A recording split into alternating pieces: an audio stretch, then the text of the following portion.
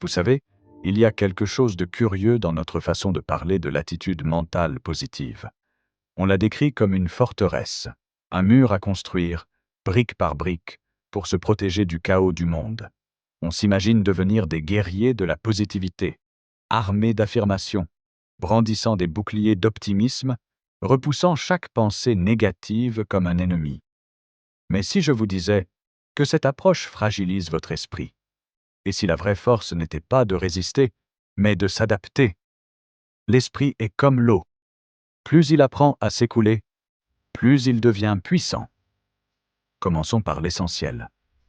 Votre vie n'est pas déterminée par ce qui vous arrive. Elle est déterminée par la perception que vous en avez. Ce n'est pas de la pensée positive superficielle, c'est comprendre que le prisme par lequel vous regardez la réalité est plus puissant que la réalité elle-même. Imaginez deux personnes face à l'océan, en pleine tempête. L'une voit le chaos, le danger, la destruction. L'autre voit la puissance, la beauté, la poésie brute de la nature. Même océan, même tempête. Deux mondes différents. La différence n'est ni dans l'eau, ni dans le vent. Elle est dans la conscience qui observe. L'état d'esprit du gagnant, ce n'est pas dominer la vie. Ce n'est pas conquérir les circonstances.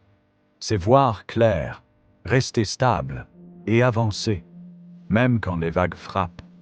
Parce qu'au final, ce n'est pas la tempête qui décide de votre force. C'est la façon dont vous choisissez de la regarder.